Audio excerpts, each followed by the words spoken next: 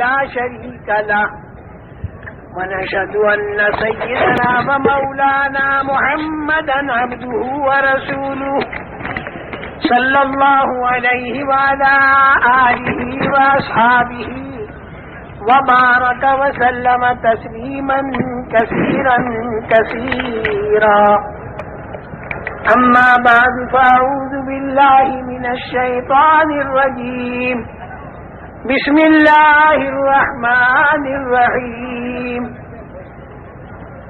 ولو أن أهل القرى آمنوا واتقوا لفتحنا عليهم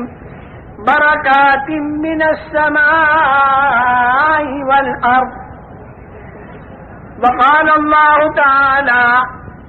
ظهر الفساد في البر والبحر بما كسبت أيدي الناس ليذيقهم بعض الذي يعملوا لعلهم يرجعون وقال الله تعالى ولنذيقنهم من العذاب الأدنى دون العذاب الأكبر لعلهم يرجعون وقال الله تعالى حتى إذا جاء أحدهم الموت قال رب ارجعون لعلي أعمل صالحا فيما تركت كلا إنها كلمة هو قائلها ومن ورائهم برزخ إلى يوم يبعثون وقال الله تعالى ربنا أمتنا اثنتين وأحييتنا اثنتين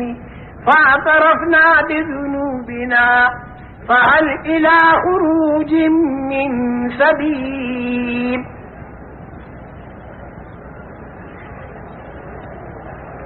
میرے محترم دوستوں اور بزرگوں، دنیا کے اندر زندگی بسر کرنے کے طریقے دو ہیں۔ ایک طریقہ وہ ہے جو اللہ نے تجویز کر کے دیا، دوسرا طریقہ وہ ہے جو انسان خود تجویز کرے۔ انسان جو طریقہ خود تجویز کرے گا وہ صرف موجودہ زمانے کو سامنے رکھ کر تجویز کرے گا۔ موجودہ زمانے میں اسے جتنا نفع دکھائی دے گا اس کے باقی رکھنے کا فکر کرے گا، اور جتنا نقصان دکھائی دے گا اس کے دور کرنے کا فکر کرے گا۔ لیکن آئندہ جو زمانہ اس کے سامنے آتا جائے گا تو پھر اس کی رائے اور اس کی تدبیر اور اس کا طریقہ بدلتا چلا جائے گا۔ اس کے بعد پھر دوسرا زمانہ آئے گا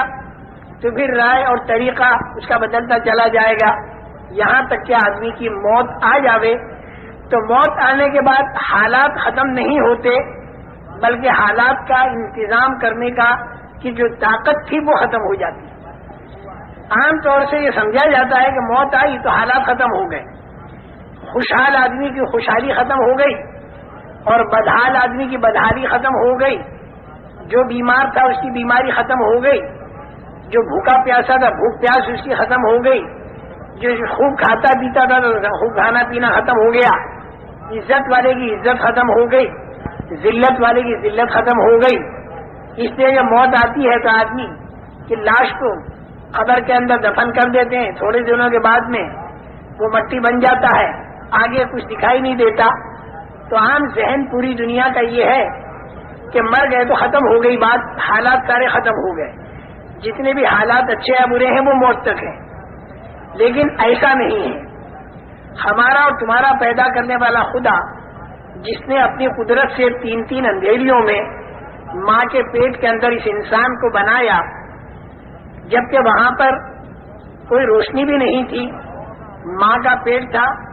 بچے دانی تھی اور اس کے اندر ایک جھلی تھی، اس جھلی کے اندر لپٹا ہوا بچہ تھا، اور سارے اعضاء انسانی اللہ تعالیٰ نے بنائے۔ وہ بنانے والا اللہ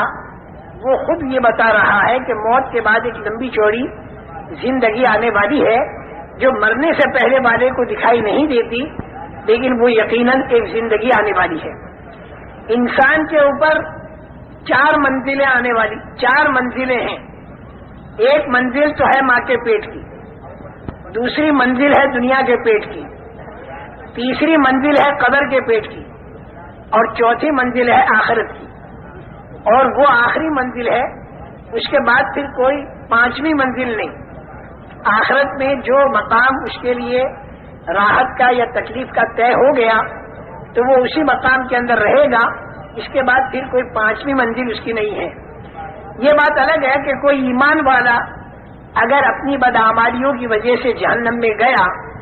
تو جہنم کے اندر وہ پاک اور صاف ہو کر اور پھر وہ جنت میں چلا جائے گا، لیکن بغیر ایمان کا جو آدمی ہوگا، جس کے اندر ایمان نہیں ہوگا، جو کفر والا ہوگا اور شرک والا ہوگا،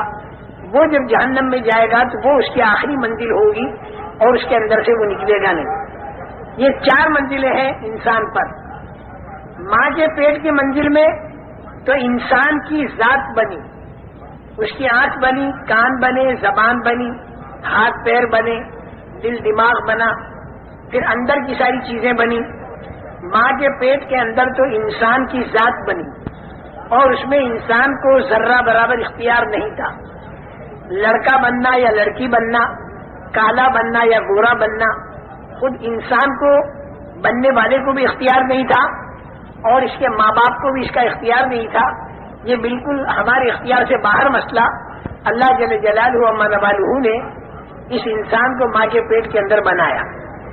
اس کے بعد دوسری منزل ہے دنیا کی۔ دنیا کی جو منزل ہے، اس منزل میں اللہ نے اس انسان کو ہلکا سا اختیار مرحمت فرمایا، اور یہ اختیار عجیب و غریب چیز ہے۔ اللہ نے اس دنیا میں انسان کو ہلکا سا بھلے اور برے کا اختیار نصیب فرمایا۔ جیسے املی کا بیج بولے یا آم کی گٹھلی بولے، آم کی گٹھلی بوئے گا تو آم کا درخت تیار ہوگا، اور املی کا بیج اگر بوئے گا تو املی کا درخت تیار ہوگا۔ اسی طریقے سے یہ انسان یہاں پر بھلا کرے یا برا کرے، دونوں باتوں میں اختیار ہے۔ یہ ہاتھ اللہ نے دیے ہیں، جب تک روح انسان کے اندر موجود ہے تو اس ہاتھ پر آدمی کو اختیار ہے اس بات کا کہ اس سے سب کا خیرات دے، اس سے کسی رونے والے کو چپ کرے، کسی کے آنسو پوچھے، کسی کو روٹی کا ٹکڑا دے، اور اس بات کی بھی اللہ نے اسے طاقت دی ہے کہ اس ہاتھ سے کسی پر ظلم کرے۔ دونوں طاقتیں اللہ نے اس انسان کو دی ہیں، بھلے کی اور برے کی۔ دیکھو فرشتہ جو ہے وہ تو مجبور محض ہے، اس کو تو جتنا اللہ نے کہہ دیا وہی کرنا ہوگا، اس کے خلاف کرنے کی فرشتے میں طاقت نہیں۔ اسی طریقے سے آسمان ہے، زمین ہے، چاند ہے، سورج ہے، ستارے ہیں، یہ جتنی مخلوقات ہیں انسان کے علاوہ، یہ ساری مخلوقات مجبور محض ہے، اللہ کے امر کے تابع ہے۔ اگر ہوا کو اللہ حکم دے دے کہ معمول کے مطابق چلے تو ہوا معمول کے مطابق چلے گی، لوگوں کے کام بنتے رہیں گے، اور اگر ہوا کو اللہ حکم دے دے کہ وہ معمول سے اوپر ہو کر چلے تو اسی ہوا کا نام پھر طوفان بنتا ہے، اور اس سے زندگیاں اجڑ جاتی ہیں۔ ایسے ہی پانی اللہ کے حکم کے تابع ہے، زمین اللہ کے حکم کے تابع ہے، اور آسمان بھی اللہ کے حکم کے تابع ہے۔ جو حکم ان چیزوں کو ملتا ہے یہ چیزیں وہی کرتی ہیں، اس کے خلاف کرنے کی ان میں طاقت نہیں رکھی۔ سورج اور چاند کی روش اللہ نے مقرر کر دی، اسی روش کے مطابق وہ چلتے ہیں، اس میں کوئی ان کے اختیار کو دخل نہیں، مجبور محض ہے۔ جون سے آسمان پر فرشتوں کو سجدے کا حکم ہوا وہ فرشتے سجدہ کرتے ہیں، ایک آسمان پر رکوع کرتے ہیں، ایک آسمان پر قیام ہے، ایک آسمان پر قعدہ ہے۔ ہزاروں سال سے جو حکم ملا وہ کر رہے ہیں، اس کے خلاف کرنے کی طاقت فرشتوں میں اللہ نے نہیں رکھی۔ لا یعصون اللہ ما امرہم ویفعلون ما یؤمرون، سجدہ کے لیے کہا تو وہ سجدہ ہی کرے گا، وہ فرشتہ پھر رکوع نہیں کرے گا، پھر اسے اگر رکوع کا حکم ہو جائے تو رکوع ہی کرے گا، پھر وہ سجدہ نہیں کرے گا، جو کہا جائے گا وہ کرے گا۔ لیکن انسان جو ہے وہ ایسا نہیں ہے، انسان کے اندر اللہ نے دونوں طاقتیں رکھی ہیں، فرما برداری کی بھی طاقت رکھی ہے اور نافرمانی کی بھی طاقت رکھی ہے۔ انسان فرشتوں جیسا نہیں کہ وہ جو کہا جائے وہی کرے، کیونکہ فرشتہ تو جو کہا جائے وہی کرے گا، اس کے خلاف کرنے کی طاقت نہیں۔ اور انسان کے اندر دونوں طاقتیں رکھی ہیں، فمنکم مومن ومنکم کافر، اس میں ایک طبقہ ایمان والا ہوگا، ایک طبقہ کفر والا ہوگا، ایک طبقہ فاسق ہوگا، ایک طبقہ مومن ہوگا، ایک طبقہ ماننے والا ہوگا، ایک طبقہ نہ ماننے والا ہوگا، اور اسی پر سارے حالات کا دار و مدار ہے، دنیا کے بھی اور آخرت کے بھی۔ جتنے اس دنیا کے اندر حالات آتے ہیں وہ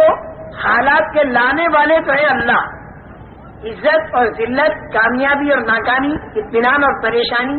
خوف اور امن، بیماری اور تندرستی، موت اور حیات، طبیعت کے موافق حالات یا طبیعت کے خلاف حالات جو اس دنیا کے اندر آتے ہیں، اس حالات کے لانے والے تو ہے اللہ۔ اللہ کے ارادے سے وہ حالات آتے ہیں، جیسا اللہ ارادہ کرتے ہیں ویسے حالات آتے ہیں۔ بعض مرتبہ ذلت کا نقشہ ہوتا ہے، لیکن اللہ کا ارادہ ہو جائے تو اسی میں عزت آ جاتی ہے۔ حضرت یوسف علیہ السلام کا سارا نقشہ ذلت کا تھا، دو مرتبہ ان کا بکنا اور زنا کی تہمت لگ کر جیل خانے کے اندر جانا، یہ ذلت کا نقشہ تھا، لیکن اللہ نے ارادہ عزت کا فرما دیا تو اپنی قدرت سے حضرت یوسف علیہ السلام کو ایسی عزت مل گئی کہ دنیا کے کروڑ آدمی ہزاروں سال کے بعد بھی ان کا احترام کرتے ہیں۔ اور بعض مرتبہ نقشہ سارا عزت کا ہوتا ہے، لیکن اسی کے اندر اللہ تعالیٰ کا ارادہ ذلت کا ہو جاتا ہے تو پھر وہ آدمی ذلیل ہوتا ہے۔ جیسے قارون، سارا نقشہ اس کے پاس عزت کا تھا، لیکن اللہ جل جلالہ و منوالہ نے اسے اتنا ذلیل کیا کہ آج دنیا کے کروڑ انسانوں میں کوئی شریف آدمی اپنے بیٹے کا نام قارون رکھنے کو تیار نہیں۔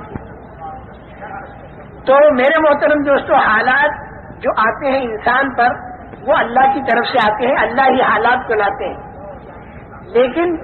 اللہ تعالیٰ کے حالات لانے کا ایک ضابطہ اور ایک قانون ہے۔ اللہ تعالیٰ جتنی ضابطے کی رعایت کرتے ہیں اتنی کوئی ضابطے کی رعایت نہیں کرتا۔ اللہ نے ضابطے بنا رکھے ہیں، ضابطے کی اتنی رعایت ہے کہ لئن اشرکت لَيَحْبَطَنَّ عَمَلُكَ وَلَتَكُونَنَّ مِنَ الْخَاسِرِينَ، یعنی معصوم سے معصوم تر شخصیتوں سے اللہ یہ کہتے ہیں کہ اگر شرک کیا تو اعمال سارے ختم ہو جائیں گے اور نقصان والوں میں تم بن جاؤ گے۔ آپ اندازہ لگاؤ کہ ضابطے کی اللہ کے ہاں کتنی رعایت ہے۔ یہ حالات جو آتے ہیں دنیا میں اور آخرت میں، یہ ایک ضابطے کے ماتحت آتے ہیں، بلا ضابطہ اندازن نہیں آتے۔ اور ضابطہ اللہ کا حالات لانے کے لیے دنیا کے اندر کی پھیلی ہوئی چیزیں نہیں ہیں، بلکہ انسان کے بدن سے تیار ہونے والے اعمال ہیں۔ بہت بڑا مغالطہ ہر زمانے میں بڑی بھاری اکثریت انسانوں کی کو لگا، اور آج کے زمانے میں بھی بہت بھاری غلطی کروڑ انسانوں سے جو ہو رہی ہے وہ یہ ہو رہی ہے کہ عام طور پر انسان یہ سمجھ رہے ہیں کہ ہمارے حالات کا بننا اور بگڑنا یہ موقوف ہے چیزوں کی کمی اور بیشی پر۔ اگر چیزیں ہمارے ہاتھ میں زیادہ ہوں گی تو ہمارے حالات بنیں گے، اور اگر چیزیں ہمارے ہاتھ میں کم ہوں گی تو ہمارے حالات بگڑیں گے۔ یہ عام لوگوں کا ذہن ہر زمانے میں رہا، فرعون کا بھی یہی ذہن رہا، قارون کا بھی یہی ذہن رہا، اور جتنی نافرمان قومیں گزری ان سب کا ذہن یہ رہا کہ ملک اور مال، روپیہ اور پیسہ، سونا اور چاندی، دکان اور کھیت، یہ جتنی چیزیں ہمارے ہاتھ میں زیادہ ہوں گی اتنے ہمارے حالات بنیں گے۔ اللہ کی طرف سے بھیجے ہوئے جو انبیاء کرام علیہم السلام تھے، انہوں نے آ کر ہر زمانے میں انسانوں کا یہ ذہن بنایا کہ حالات آتے ہیں اللہ کی قدرت سے، حالات آتے ہیں اللہ کے ارادے سے، لیکن اللہ تعالیٰ نے حالات کے لانے کا ایک ضابطہ بنا رکھا ہے، اور وہ ضابطہ جو ہے وہ انسان کے بدن سے تیار ہونے والے اعمال ہیں، اور انسان کے دل کے اندر کا یقین ہے۔ اگر اس کے دل کے اندر کا یقین ٹھیک ہو جائے اور اس کے بدن سے تیار ہونے والے اعمال ٹھیک ہو جائیں، آنکھوں کا دیکھنا، کانوں کا سننا، زبان کا بولنا، ہاتھ کا پکڑنا، پیروں کا چلنا، دل اور دماغ کا سوچنا اگر ٹھیک ہو جائے تو اللہ تعالیٰ حالات اچھے لاویں گے، اور اگر انسان کے اعمال خراب ہو جائیں تو اللہ تعالیٰ حالات خراب لاویں گے۔ دوسرے لفظوں میں اس سے بھی آسان لفظ جو ہے وہ یہ کہ اگر دینداری ہوگی تو اللہ تعالیٰ کامیاب کریں گے، اور اگر بے دینی ہوگی تو اللہ تعالیٰ ناکام کریں گے۔ اگر دینداری کچے مکان والے کے پاس ہوگی تو اللہ کچے مکان والے کو کامیاب کریں گے، اور اگر بے دینی پکے مکان والے کے پاس ہوگی تو اللہ تعالیٰ پکے مکان والے کو ناکام کریں گے۔ لیکن ایک حیرت کی بات جو انسان کو حیرت میں ڈالتی ہے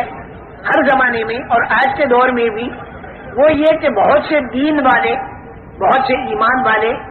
بہت سے اعمال والے، ان پر بھی تکلیفیں آ جاتی ہیں، اور بہت سے بغیر دین والے، بہت سے بغیر ایمان والے، بہت سے بے دین آدمی بہت سی مرتبہ دیکھے جاتے ہیں کہ وہ بڑے راحت میں ہوتے ہیں۔ اس کے بارے میں ایک بات اپنے ذہن میں بٹھا لیں، اصل کامیابی وہ ہے جو مل کر ختم نہ ہو، اور اصل ناکامی وہ ہے کہ جو آ کر ختم نہ ہو۔ ایک بات یہ ذہن میں بٹھا لیں، عام طور سے آدمی دیکھتا ہے کہ بے دین آدمی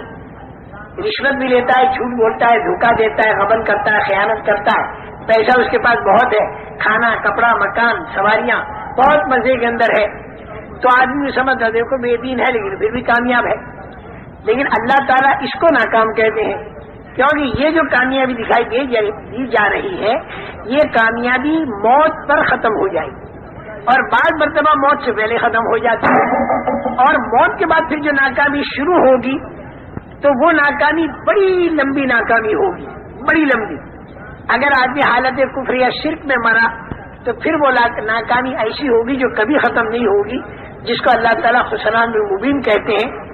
اور اگر وہ حالت ایمان میں مرا تو چاہے دنیا کے اندر اس نے کتنی تکلیفیں اٹھائی ہوں اور لوگ اسے ناکام کہہ رہے ہوں، لیکن اللہ اسے کامیاب بتائیں گے، کیونکہ اس کو بعض مرتبہ مرنے سے پہلے پہلے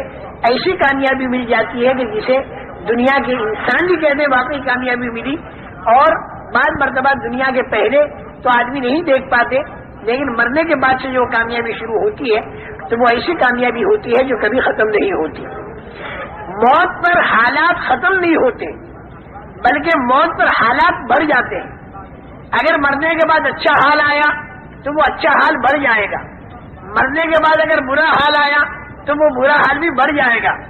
جیسے دنیا کے حالات ہیں ویسے نہیں رہیں گے، دنیا کا جیسا اچھا حال ہے، موت کے بعد اگر کسی کو اللہ نے اچھا حال دیا تو وہ دنیا جیسا اچھا حال نہیں ہوگا، بلکہ وہ بڑا ہوا ہوگا۔ چھوٹے میں چھوٹی ادنا سے ادنا درجے کی جنت اگر اللہ نے کسی کو دے دی جو ایمان کے ذرے پر ملے گی تو وہ اتنی بڑی ہوگی کہ جس کے اندر جو پوری دنیا سے 10 گنا بڑی ہوگی، اور 70-72 اس میں ہوں گی بیویاں، اور 80,000 اس میں ہوں گے خدمت گزار، اور دودھ کی نہریں، پانی کی نہریں، شہد کی نہریں اور پاکیزہ شراب کی نہریں اس کے اندر چل رہی ہوں گی۔ سونے اور چاندی کی اینٹوں کے بنے ہوئے مکانات ہوں گے، ان کے جوڑنے کا گاڑا مشک کا ہوگا، اور جنت کی زمین کی مٹی زعفران کی ہوگی، اور پتھر اور کنکر ہیرے اور جواہرات کے ہوں گے، اور جو نعمت ملے گی وہاں پر کبھی چھینے گی نہیں۔ جنت میں جانے والا ہر آدمی جوان ہوگا، جوانی اس کی کبھی ختم نہیں ہوگی۔ مرد بھی اور عورتیں بھی 30-33 سال کی عمر کے ہو کر جنت میں جائیں گے، چاہے مرنے کے وقت میں عمر ان کی 90 سال کی ہوئی ہو، لیکن جنت میں جاتے ہوئے 30-33 سال کی عمر ہوگی، اور 50 کروڑ سال کے بعد اگر اس جنتی کو دیکھا جائے تو ویسا ہی جوان جاپان 30-33 سال کا ہوگا۔ جوانی ملی ختم نہیں ہوگی، اور زندگی ملی تو وہ بھی کبھی ختم نہیں ہوگی۔ موت کا وہاں پر ڈر نہیں، مکانات کے بوشیدہ ہونے کا ڈر نہیں، نہروں کے سوکھنے کا خطرہ نہیں۔ مرد ایک جگہ تکیہ لگائے بیٹھے ہوں گے مشہری پر، اور ان کی بیوی، اس مرد کی بیوی دوسرے کنارے پر تکیہ لگا کر بیٹھی ہوگی مشہری پر، اور سارا ایک عجیب و غریب منظر ہوگا، لا خوف علیہم ولا هم یحزنون، نہ تو آگے کا کوئی ڈر اور نہ پیچھے کا کوئی غم، نہ تو جوانی کے ختم ہونے کا غم، نہ زندگی کے ختم ہونے کا غم، کسی قسم کا کوئی ڈر بھی نہیں، کسی قسم کا کوئی غم بھی نہیں۔ تیز رفتار سواریاں، اگر دوسری جنتوں میں جانا ہوا اعلیٰ قسم کی تو وہاں پر بھی جانے کی اجازت ملے گی، اور ہفتے میں ایک مرتبہ کم سے کم اللہ تعالیٰ کی زیارت اور دیدار، یہ ایک اتنی بڑی نعمت ہوگی کہ جنت کی ساری نعمتیں اس کے سامنے ماند ہوں گی۔ اللہ کو اگر اس دنیا میں کسی نے نہ پہچانا اور اللہ کی معرفت اگر کسی کو نہ ملی تو زندگی اس کی بیکار گئی۔ اللہ کی معرفت جس کو مل جاتی ہے اور ایمان والا جو آدمی بن جاتا ہے تو پھر اللہ تعالیٰ کی زیارت وہاں پر ہوتی ہے، اور یہ ساری جنت کی نعمتوں میں اعلیٰ قسم کی نعمت ہوتی ہے۔ اللہ تعالیٰ اس کی ہمت افزائی فرماتے ہیں، دل جوئی فرماتے ہیں، یہ فرماتے ہیں کہ تجھے اور کچھ چاہیے؟ تو وہ یہ کہتا ہے کہ اے اللہ ہر لائن کی نعمتیں تو نے ہمیں دے دی، اب ہم تجھ سے اور کیا مانگیں؟ تو اللہ تعالیٰ یہ فرمائیں گے کہ ایک نعمت میں تمہیں اور دیتا ہوں، وہ یہ کہ میں تم سے راضی ہو گیا، میں تم سے ناراض نہیں ہونے کا، کیونکہ اللہ کا ناراض ہونا بہت بڑی مصیبت اور اللہ کا راضی ہونا بہت بڑی نعمت۔ سورہ فاتحہ میں یہی دو دعائیں مانگی جاتی ہے کہ انعمت علیہم والے راستے پر ہمیں چلانا اور مغضوب علیہم والے راستے پر مت چلانا۔ انعمت علیہم والے راستے پر ہمیں چلانا، مغضوب علیہم والے راستے پر ہمیں مت چلانا۔ انعمت علیہم والا راستہ وہ ہے کہ جو اللہ کی رضامندی پر پورا ہوتا ہے، اور مغضوب علیہم والا راستہ وہ ہے جو اللہ کے غضب اور اللہ کی ناراضگی پر پورا ہوتا ہے۔ تو میں نے یہ عرض کیا میرے محترم دوستو کہ وہاں مرنے کے بعد جو اچھے حالات آئیں گے تو وہ بہت زیادہ اچھے ہوں گے، اور اگر خدا نہ خواستہ اگر برے حالات آئے تو وہ برے حالات بھی بہت ہی برے ہوں گے، جیسے دنیا کے ہیں ویسے نہیں۔ دنیا کے اندر کسی کو سزا ہوتی ہے اگر تو وہ 5.25 فٹ کے بدن کو ہوتی ہے، لیکن جہنم کے اندر اگر سزا ہوگی تو وہ بدن اتنا بڑا بنا دیا جائے گا کہ ایک دھار احد کے پہاڑ کے برابر، اور کھال اتنی موٹی کہ 3 رات تک چلو تب جا کے اس کی کھال پوری ہو، اتنا بڑا بدن بنا کر سانپ اونٹ کے برابر اور بچھو خچر کے برابر ایک مرتبہ کاٹے تو 40 سال تک تکلیف باقی رہے۔ اللہ تعالی حفاظت فرمائے۔ اور آدمی پریشان، چاروں طرف سے فرشتوں کا ہتھوڑوں سے مارنا، آگ کا جلانا، اندھیرے کا ستانا، اس آگ میں اندھیرا، اور سانپوں اور بچھوؤں کا کاٹنا، بھوک اور پیاس کا ستانا، اور آدمی پریشان حال، بھاگنا چاہے گا تو دروازے بند ملیں گے، بڑے بڑے فرشتوں کے پہرے ملیں گے، اور فرشتوں سے کہے گا کہ تم ہماری کچھ مدد کرو، تو فرشتے مختلف لائن کے جواب دیں گے۔ فرشتے کہیں گے الم یاتکم نذیر، کیا تمہارے پاس کوئی سمجھانے والا نہیں آیا تھا، چونکانے والا نہیں آیا تھا دنیا کے اندر؟ قالوا بلا قد جاءنا نذیر فکذبنا وقلنا ما نزل اللہ من شیء ان انتم الا فی ضلال کبیر وقالوا لو كنا نسمع او نعقل ما كنا في اصحاب السعير فاعترفوا بذنبهم فسحقا لاصحاب السعير۔ وہ کہیں گے بے شک ہم کو سمجھانے والے آئے تھے، قد جاءنا نذیر، تو ہم نے ان کو جھوٹا سمجھا، ہم یہ سمجھے کہ جنت اور دوزخ یہ خیالی چیز ہے، کچھ بھی نہیں، دل بہلانے کی یا صرف دھمکانے کی ایک چیز ہے۔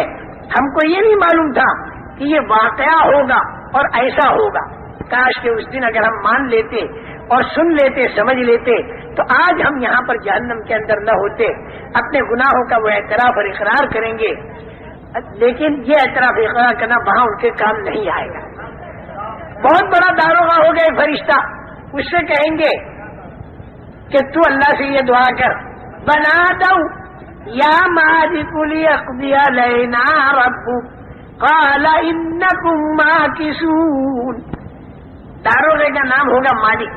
اے مالک تو اللہ سے کہہ دے کہ ہم کو وہ ختم کر دے بالکل، تو وہ جواب دے گا کہ بالکل ایسا نہیں ہوگا، اب تمہیں یہیں پر رہنا ہوگا۔ الگ الگ جواب۔ شیطان سے کہیں گے تیری بات ہم نے مانی اور ہم یہاں پر آئے، تو ہمارا ساتھ دے۔ وہ کہے گا فلا تلومونی ولوموا انفسکم ما انا بمصرخکم وما انتم بمصرخی، نہ تو میں تمہاری مدد کر سکتا ہوں نہ تم میری مدد کر سکتے ہو۔ میں نے تمہیں غلط بات کہی، تم نے کیوں مانی؟ اللہ تم سے صحیح کہہ رہا تو اس کی کیوں نہیں مانی؟ یہ شیطان کا جواب ہوگا۔ چاروں طرف سے مایوس ہو گئے، پھر دیکھیں گے کہ بڑے بڑے جو چودھری اور بڑے بڑے ذمہ دار دنیا کے اندر جب کوئی بات پیش آتی تھی تو ان بڑوں بڑوں کے پاس جاتے تھے اور ان سے کہتے تھے کہ بھائی ہم ایک پریشانی میں ہیں تو ہماری پریشانی کو دور کرو۔ تو ان بڑوں بڑوں کے پاس بڑے لیڈر، بڑے نیتا، بڑے چودھری، بڑے سردار ان کے پاس جائیں گے اور کہیں گے ہم ایک پریشانی میں ہیں، چاروں طرف سے ہم کو سانپ کاٹتے ہیں، فرشتے مارتے ہیں، آگ جلاتی ہے، ہم بھاگ نہیں سکتے، فرشتے ذرا بھی ہم پر رحم نہیں کرتے، شیطان ہمارا ساتھ نہیں دیتا، تم ہمارے بڑے ہو، تم ہمارے لیے کوئی راستہ سوچو۔ تو وہ کہیں گے استبر الذین اتبعوا، وہ لوگ کہیں گے کہ ہم کچھ نہیں کر سکتے، ہم بری ذمہ ہیں، ہم کچھ نہیں کر سکتے۔ تو اب یہ چھوٹے پھر یوں کہیں گے کہ اب کی مرتبہ اگر اللہ نے ہم کو دنیا میں بھیجا تو اب ہم تمہاری پارٹی میں نہیں ہوں گے، اس لیے کہ تم نے ہم کو غلط راستہ بتایا۔ اور پھر وہ بددعائیں کریں گے، ربنا انا اطعنا سادتنا وکبراءنا فاضلونا السبیل ربنا آتهم ضعفین من العذاب ولعنهم لعنا کبیرا۔ اے اللہ، ہم نے اپنے سرداروں کی مانی اور ہم نے اپنی چودھریوں کی مانی، لیکن اس نے ہم کو تیرے راستے سے ہٹا دیا۔ اے اللہ، تو ان کے اوپر دگنا عذاب ڈال دے، اور اے اللہ تو ان کے اوپر اپنی لعنت کو برسا۔ میرے محترم دوستو، ایک بہت بڑا منظر کل قیامت کا آنے والا ہے، اور اس میں کھرے اور کھوٹے کا فیصلہ ہوگا۔ یہ خبر انبیاء کرام علیہ السلام نے اللہ کے پاس سے لا کر ہمیں دی۔ اس کی تیاری کرنے کا زمانہ اس دنیا کا زمانہ ہے، مرنے کے بعد پھر کوئی تیاری آدمی نہیں کر سکتا۔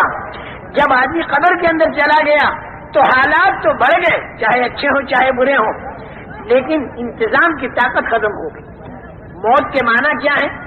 انسان کے انتظام کی طاقت کا ختم ہو جانا۔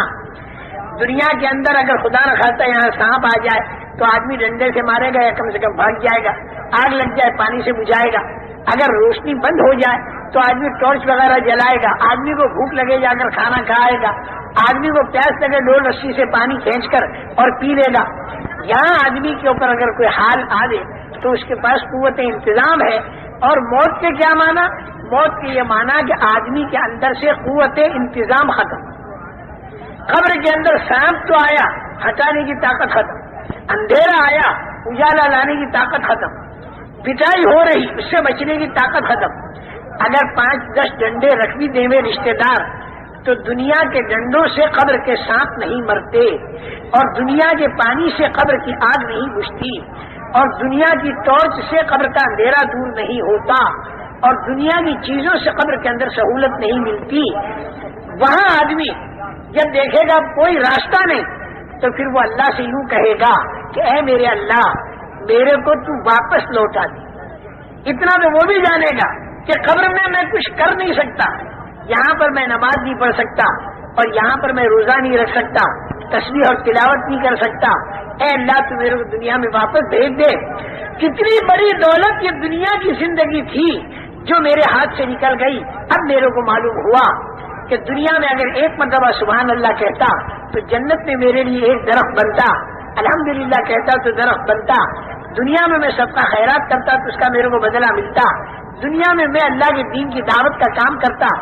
جو جتنے انسانوں میں دعوت کا کام پہنچتا اور جتنے انسانوں میں دینداری آتی ان سب کے برابر میرے کو اے اللہ ثواب ملتا۔ اب تو میرے کو دنیا میں واپس بھیج دے، اب میری سمجھ میں بات آ گئی، اب میں دنیا میں جا کر اچھے کام کروں گا۔ اللہ تعالیٰ فرمائیں گے کلا، بالکل نہیں۔ اور دیکھو ایک بات میں بتاؤں، دنیا کے اندر انسان پر جو تکلیف آتی ہے وہ تکلیف اس لیے آتی ہے تاکہ آدمی الٹا راستہ چھوڑ دے اور سیدھے راستے پر آ جائے۔ دنیا کے اندر کی تکلیف خدا کی ایک رحمت ہے۔ جب آدمی غلط راستوں پر چلتا ہے تو پھر اللہ تعالیٰ تنبیہ کے طور پر تکلیفیں ڈالتے ہیں، اور ان تکلیفوں کا منشا اور ان تکلیفوں میں مصلحت اللہ کی یہ ہوتی ہے کہ لعلہم یرجعون۔ بار بار اللہ تعالیٰ فرماتے ہیں کہ یہ چھوٹی تکلیفیں میں ڈالتا ہوں تاکہ تم پلٹا کھا جاؤ، یعنی غلط راستہ چھوڑ دو، صحیح راستے پر آ جاؤ۔ دیکھو میرے محترم دوستو، یہ باتیں جو میں آپ حضرات کو بتا رہا ہوں، کسی زمانے میں یہ باتیں بتانا کام تھا نبیوں کا۔ یہ باتیں حضرت موسیٰ علیہ السلام کے بتانے کی تھی، حضرت عیسیٰ علیہ السلام، حضرت نوح علیہ السلام، انبیاء کرام علیہ السلام دعوت دیتے تھے، لوگوں کے دلوں میں اللہ کی عظمت اور بڑائی پیدا کرتے تھے، مرنے کے بعد والی زندگی انہیں سمجھاتے تھے، اور چھپی ہوئی باتیں اللہ تعالیٰ ان کے اوپر کھولتا تھا تو وہ انہیں بتایا کرتے تھے، اور اللہ تعالیٰ کی بڑائی کو اتنے زوروں پر بیان کرتے تھے تاکہ آدمی کا ذہن بنے۔ یہ کام تھا نبیوں کا۔ لیکن حضور اکرم صلی اللہ تعالی علیہ وسلم پر اللہ تعالیٰ نے نبوت کو ختم کر کے اب یہ کام جو تھا یہ اس امت کے ذمہ ڈال دیا۔ تو میں بحیثیت ایک امتی ہونے کے آپ حضرات کے سامنے ان باتوں کو کرتا ہوں، اور آپ حضرات کی بحیثیت امتی ہونے کے اس دعوت کو لے کر پورے عالم کے اندر پھیل جائیں، کیونکہ لوگ اگر بغیر ایمان کے مرے تو مرنے کے بعد پھر ان کے پاس کوئی راستہ نہیں۔ مرنے سے پہلے اگر ان کا ذہن بنایا جائے تو ان کا ذہن بن سکتا ہے، اگر ان کا ذہن بنا اور وہ ایمان اور اعمال کی طرف آ گئے تو میں سچ کہتا ہوں ایسی قدر کریں گے اور جتنے آدمی دینداری پر آتے چلے جائیں گے ان سب کے برابر آپ کو ثواب ملے گا۔ دیگر انبیاء کرام علیہ السلام کو وقت ملا دنیا میں کام کا زیادہ، لیکن کام ملا تھوڑا۔ حضرت نوح علیہ السلام کو کام کتنا ملا؟